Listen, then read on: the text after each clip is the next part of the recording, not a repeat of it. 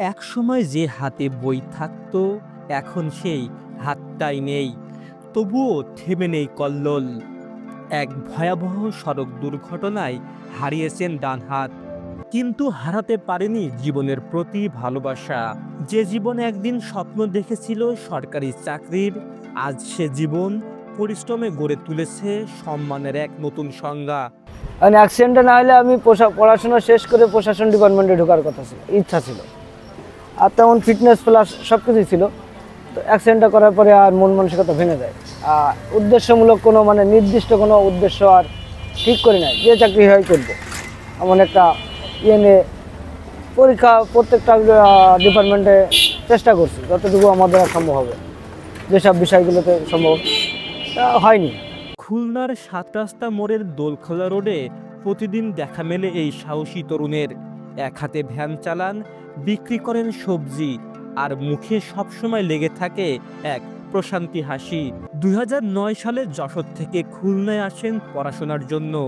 ভর্তি হন আজম খান সরকারি কমার্স কলেজে। পরে কৃতিত্বের সঙ্গে মাস্টার্স শেষ করেন সরকারি মাইকেল মধুসূদন কলেজ থেকে। কিন্তু ঠিক তখনই ঘটে যায় জীবনের মোড় ঘোরানো সেই দুর্ঘটনা, যা কেড়ে নেয় তার ডান হাত আর থামিয়ে দেয় সরকারি চাকরির স্বপ্ন। পরিবারে আমার নিজের মা নাই। নিজের মা আমি হারাইছি যখন ক্লাস 9-এ পড়ি, 2005 সাল। তার পরবর্তীতে আমার দুইটা বোন ছিল, বোন দুইটা ওই সংসারটা টিকায় রাখছে, প্লাস আমার লেখাপড়া শেখাইছে। আমি তাদের কাছে যথেষ্ট কৃতজ্ঞ। অনার্স মাস্টার্স হয়তো আমি আজ গ্রাজুয়েট কমপ্লিট করছি। আমার নিজের পায়ে দাঁড়ানোর ইচ্ছা আছে। ওই যে বললাম না, পরিবার থেকে একটা কথাই সৎ পথে চলতে হবে। তবুও হাল ছাড়েননি কল্লোল। নিজের টিউশনির টাকায় শুরু করেন ছোট্ট এক কাঁচামালের ব্যবসা। প্রতিদিন সকাল থেকে রাত পর্যন্ত এক হাতে সামলান বিক্রি, ওজনার হিসাবের সবকিছু। এই জানুয়ারির 6 তারিখে আমি খুলনায় আসছিলাম, 7 তারিখ থেকে এটা শুরু করছি। ইচ্ছাটা একটু অন্য ধরনের। আমার একটু বড় প্রতিষ্ঠানে বা উচ্চ লেভেলে যাওয়ার ইচ্ছা।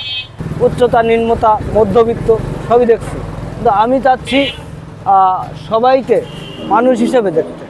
আশেপাশের ব্যবসায়ী ও ক্রেতারা আজ সম্মানের চোখে দেখেন এই তরুণকে, যে হার মানেনি জীবনের কাছে, বরং প্রমাণ করেছে ইচ্ছাশক্তি থাকলে কিছুই অসম্ভব নয়। অনেকেই এক হাত নেই ভিক্ষা করে খায়, এটা তো বিরাট খারাপ অভ্যাস।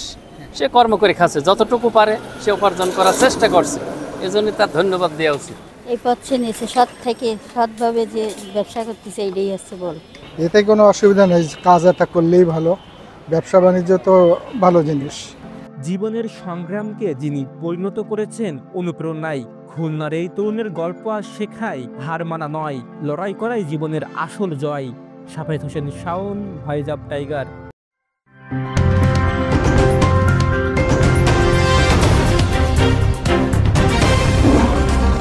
Voice of Tiger.